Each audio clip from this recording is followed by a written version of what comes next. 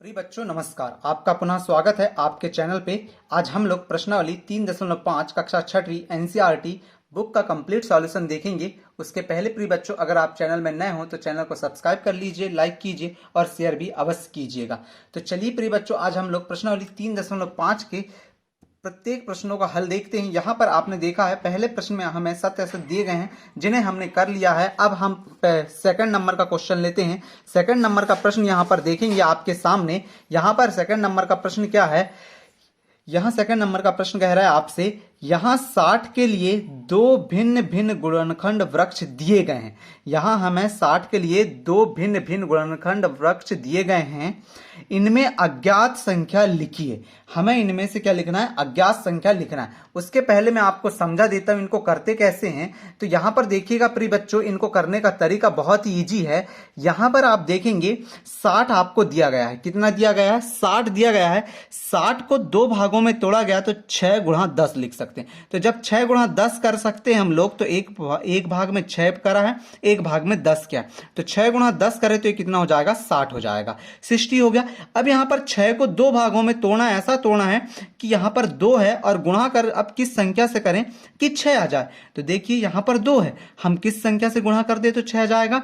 2 गुणा 3 करेंगे, मतलब हम यहां पर क्या लिख सकते हैं प्रिय बच्चों, अगर हम लोग इसकी जगह 3 लिख दें, यहां पर हम लोग क्या लिख दें, 3 लिख दें, तो यहां आपको आसानी से समझ आ जाएगा कि अगर 3 लिखते हैं तो ये क्या हो जाएगा, 3 दूनी 6। उसी प्रकार यहां पर 10 है तो ये कितना लिख सकते हैं हम लोग, 5 गुणा कितना लिख सकते हैं, यहां पर 2 लिख सकते हैं। तो 5 दूनी कितना हो जाएगा, 10 हो जाएगा। तो इस प्रकार से आप दूसरे प्रश्न को हल कर लीजिएगा। तो दूसरे प्रश्न का हमने पहले नंबर का ये हल कर लिया।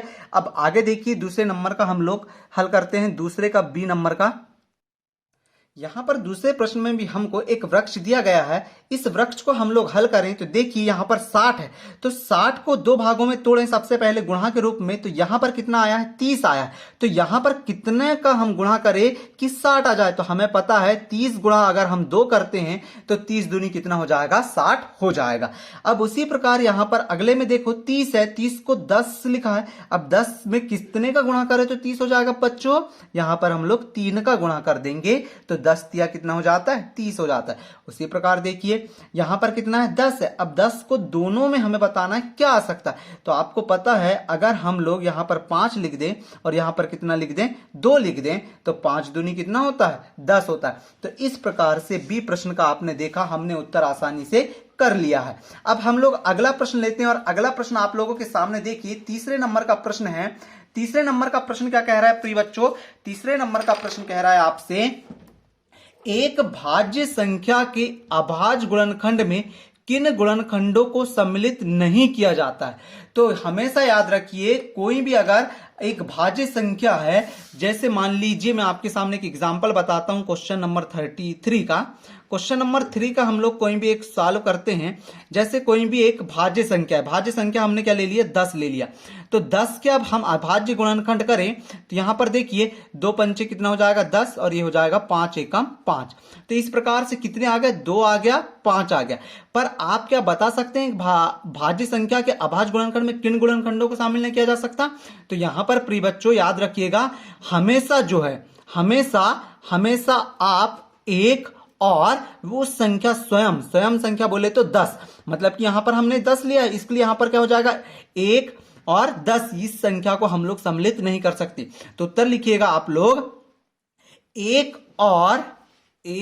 और स्वयं उसी संख्या को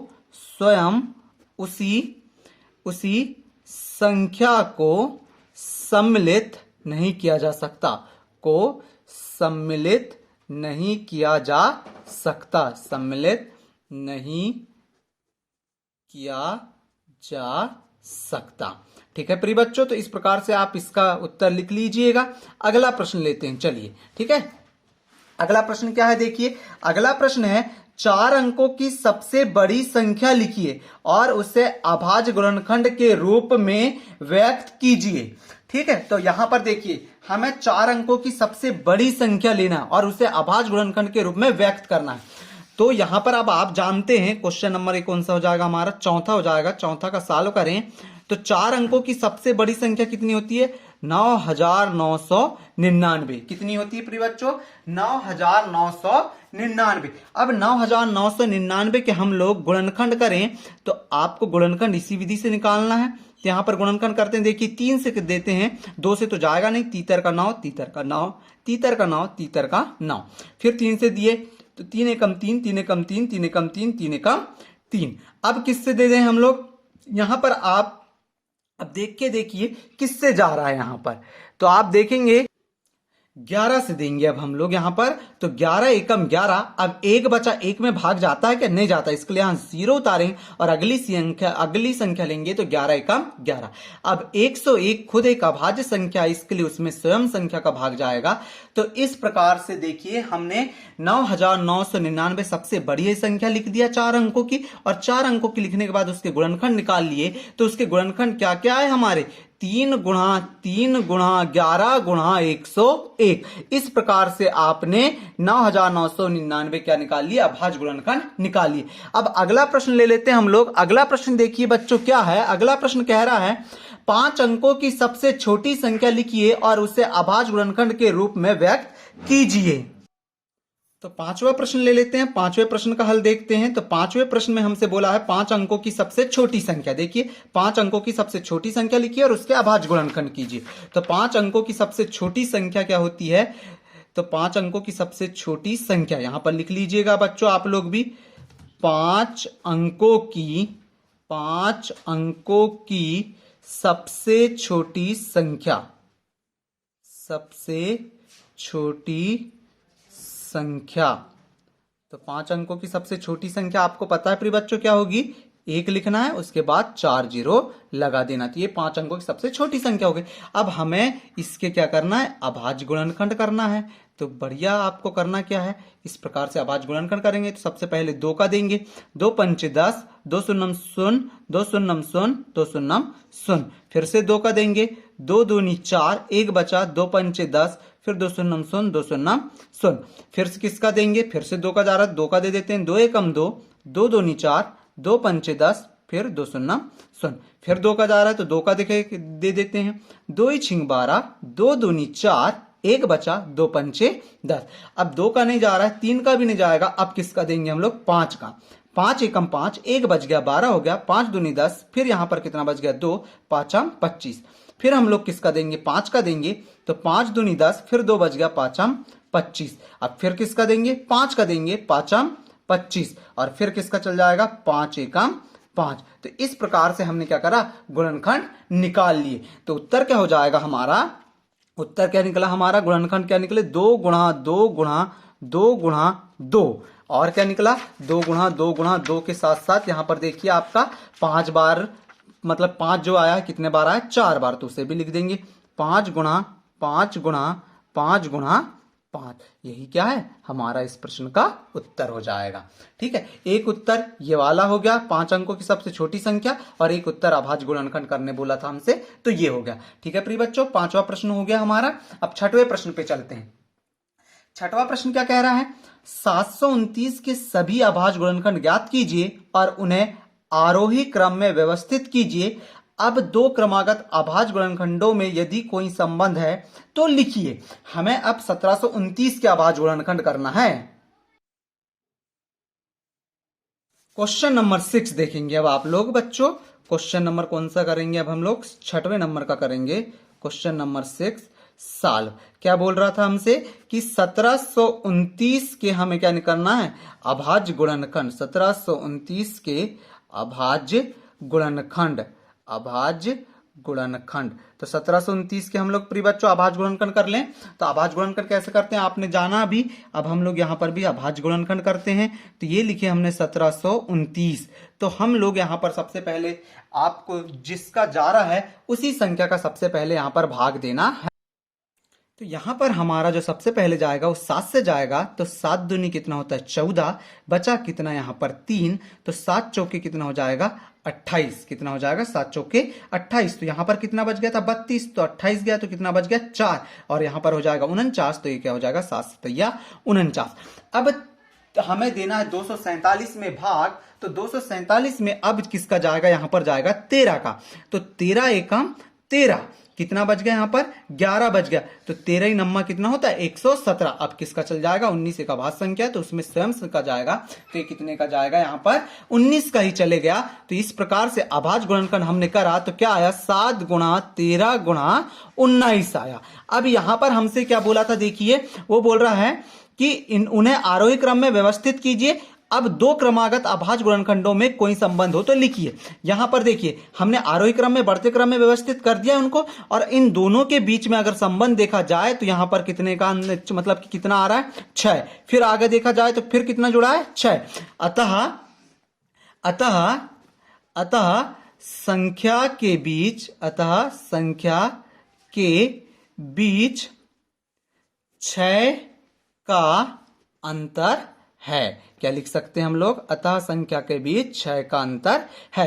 तो ये इस प्रश्न का उत्तर हो जाएगा। ठीक है प्रिय बच्चों, आप लोग इसको कर लीजिएगा। कोई भी डाउट लगता है तो कमेंट कीजिएगा। कमेंट करने के साथ साथ आप टेलीग्राम चैनल में ज्वाइन हो जाइए, जहां पर आपको कोई भी डाउट होता है तो वहां आप हमें मैसेज करके पूछ सकते हैं। वहां इसकी पीडीएफ भी आपको आसानी से मिल जाती है। ठीक है प्रिय बच्चों, तो ये 6वें प्रश्न का उत्तर आप लोग कर लेंगे। अगला प्रश्न देखिए, 7वां प्रश्न क्या कह रहा है आपके सामने। 7वां प्रश्न क्या कह रहा है बच्चों, 7वां प्रश्न कह रहा है 3 क्रमागत संख्याओं का गुणनफल सदैव 6 से विभाज्य होता है। इस कथन को कुछ उदाहरण की सहायता से स्पष्ट करना है। हमें 3 क्रमागत संख्याओं के गुणनफल को सदैव 6 से विभाज्य होता है, इस कथन को हमें सिद्ध करना है। तो देखो क्वेश्चन नंबर 7 देखेंगे आप लोग। क्वेश्चन नंबर कौन सा, 7वां देखेंगे। 7वां सॉल्व कर रहे हैं, यहां पर ध्यान दीजिए। हमें क्या बोल रहा है, 3 क्रमागत संख्या है, 3 क्रमागत लेकिन अभाज्य संख्या। तो हम क्या ले लेते हैं 2, 3 और 5 ले लिए। अब इनका गुणनफल करो, 3 दूनी 6, 6 पंचे कितना हो गया 30। क्या 30 6 से विभाज्य है, 6 कम 6, 6 पंचे 30। जी हां, 3 क्रमागत अभाज्य संख्या 2, 3, 5 है। और एक एग्जांपल लेके देख लेते हैं हम लोग। अब कौन सा एग्जांपल लेके देख ले हम लोग, जैसे हम लोग लेके देखते हैं, यहां पर ले लेते हैं हम लोग 7 ले लिए। फिर क्या ले लें हम लोग, यहां पर ले लेते हैं 7 के बाद हम लोग, बच्चों एक बार प्रश्न देखिए यहां पर फिर से पुनः। यहां पर प्रश्न कह रहा है 3 क्रमागत संख्याओं का गुणनफल सदैव 6 से विभाज्य होता है। मतलब कोई भी 3 क्रमागत संख्याएं ले सकते हैं। तो यहां पर हम लोग क्या करें, इसको थोड़ा हम लोग रॉन्ग कर देते हैं। ये वाले को देखिए, यहां पर क्वेश्चन नंबर हम लोग 7वां 3 क्रमागत लेना था, हमने अभाज्य संख्या ले लिया था। यहां पर 3 क्रमागत हम संख्या लें तो क्या ले लिए, यहां पर ले लिया हमने 2, फिर ले लिया हमने 3 और फिर ले लिया 4।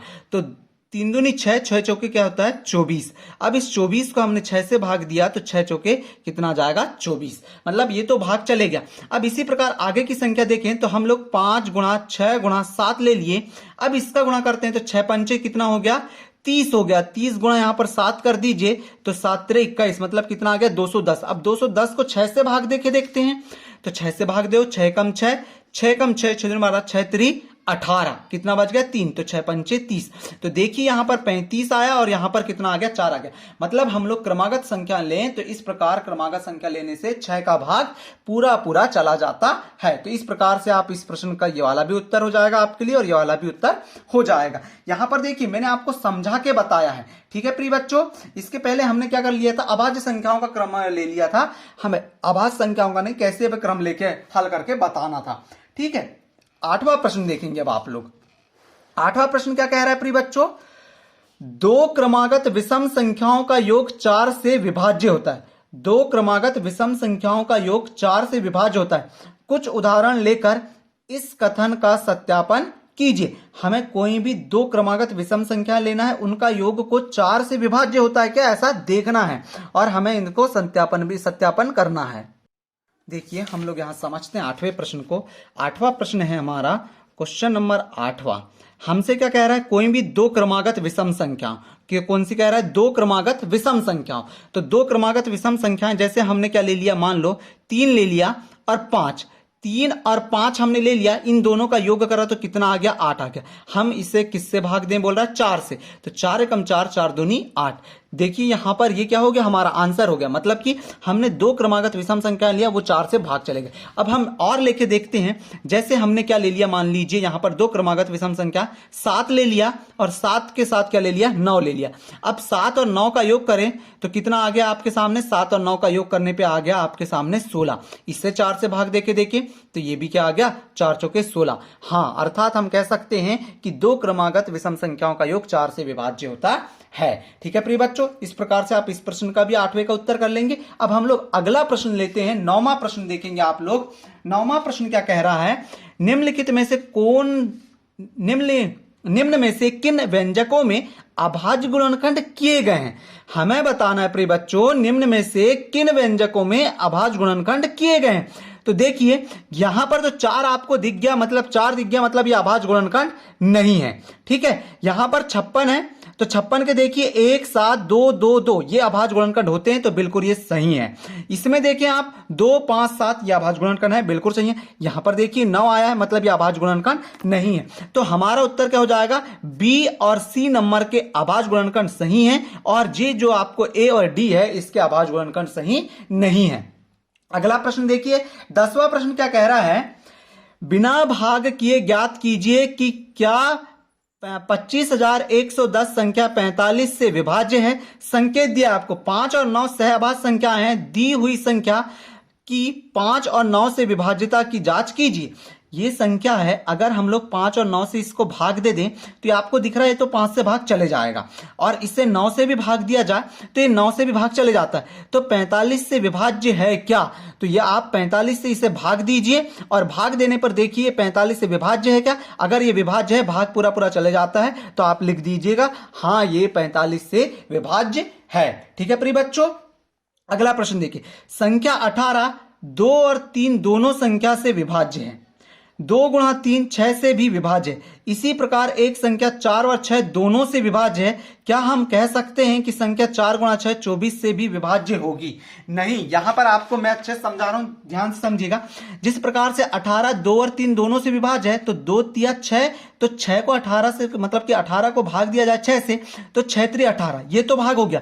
अब हमसे क्या कह रहा है, कोई संख्या 4 और 6 दोनों से विभाज्य है। जैसे मैं आपके सामने यहां पर ले रहा हूं, देखिएगा यहां पर, जैसे यहां पर क्या है, कौन सी बोला है हमसे, 4 और 6 दोनों से विभाज्य है ना। तो यहां पर देखिए क्वेश्चन नंबर का है, क्वेश्चन नंबर 11 है, क्वेश्चन नंबर 11। तो क्वेश्चन नंबर 11 का सॉल्व करेंगे हम लोग, तो सॉल्व करें तो 4 और 6 से कैसा कह रहा है, वो विभाज्य है। तो मैंने यहां पर लिया क्या, 12। अब 12 4 से भी विभाज्य है, तो 4 3 12, और हम लोग एक बार और 12 को भाग देके देखें 6 से, तो 6 दूनी 12। लेकिन क्या 4 गुणा 6 बराबर 24 इसी संख्या 12 से विभाज्य होगी क्या? देख लेते हैं। 24 आया तो 24 जो है, अब हम लोग 24 आया, तो अब 12 को 24 से विभाज्य करके देखिए, क्या पूरा पूरा भाग जा रहा है? नहीं, यहां पर पूरा पूरा भाग नहीं जा रहा है। अर्थात हम कह सकते हैं कि वह संख्या 4 और 6 से जो विभाज्य होगी वह 24 से विभाज्य नहीं होगी, वह 24 से विभाज्य नहीं होगी। ठीक है प्रिय बच्चों, आप उत्तर में क्या लिखेंगे, 4 और 6 से जो संख्या विभाज्य होगी वह 24 से विभाज्य नहीं होगी। क्यों? क्योंकि देख लिया हमने, 12 को हमने 4 से भाग दिया चले गया, 12 को हमने 6 से भाग दिया चले गया, 4 और 6 से विभाज्य है वो, लेकिन क्या 24 से विभाज्य नहीं है? देखिए आप, यहां पूरा पूरा भाग नहीं जाएगा, यहां दशमलव में उत्तर आएगा, इसके लिए पूरा पूरा विभाज्य नहीं है। तो इसका उत्तर क्या लिखेंगे आप? नहीं, यह संख्या 24 से विभाज्य नहीं होगी। ठीक है, अंतिम प्रश्न देखिए, मैं 4 भिन्न भिन्न अभाज्य गुणनखंड वाली सबसे छोटी संख्या हूं, क्या आप मुझे ज्ञात कर सकते हैं? यहां पर अंतिम प्रश्न क्या बोल रहा है, मैं 4 भिन्न भिन्न अभाज्य गुणनखंड वाली सबसे छोटी संख्या हूं, क्या आप मुझे ज्ञात कर सकते हैं? तो देखिए हम लोग ज्ञात करने की कोशिश करते हैं, सबसे छोटी संख्या है, अभाज्य गुणनखंड वाली सबसे छोटी संख्या है। तो जब भी आपको ऐसा प्रश्न पूछे तो आपको क्वेश्चन नंबर 12 में करना क्या है, कुछ नहीं करना है, अभाज्य गुणनखंड वाली सबसे छोटी संख्या है, तो जो अभाज्य गुणनखंड है जहां से चालू होते हैं उन मानों का आपको आपस में क्रम में 4 संख्या, मतलब कि 4, यहां पर देखिए क्वेश्चन क्या बोला है, मैं 4 भिन्न भिन्न अभाज्य गुणनखंड वाली सबसे छोटी संख्या हूं। तो हम लोग सबसे छोटी अभाज्य संख्या का क्रम ले लेंगे 4 लगातार, और उनका आपस में हम लोग गुणा कर देंगे। हम लोग क्या कर देंगे, इन संख्याओं का आपस में गुणा कर देंगे, तो जो ये गुणा करने पर हमें 210 प्राप्त होगा।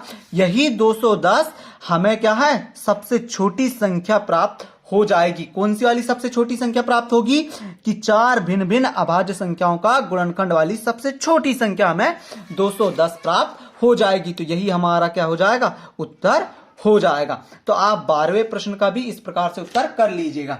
ठीक है प्रिय बच्चों, तो इस प्रकार से हमने 3.5 एक्सरसाइज को पूरा कंप्लीट कर लिया है। अब हम लोग अगले वीडियो में आप लोगों के लिए लेके आएंगे अगली प्रश्नावली।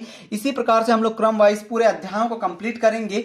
तो प्रिय बच्चों, अगर आप चैनल में नए हो तो आप चैनल को सब्सक्राइब कीजिए, लाइक कीजिए और हमें कमेंट करके बताइए आपको वीडियो कैसा लगा। और दोस्तों के साथ शेयर भी अवश्य कीजिएगा। आप अपने ग्रुप जितने भी हैं वहां भी शेयर कर सकते हैं और टेलीग्राम में ज्वाइन हो जाइएगा जिसमें आपको PDF मिल जाएगी। ठीक है प्रिय बच्चों, मिलते हैं अगले वीडियो में। Thank you for watching.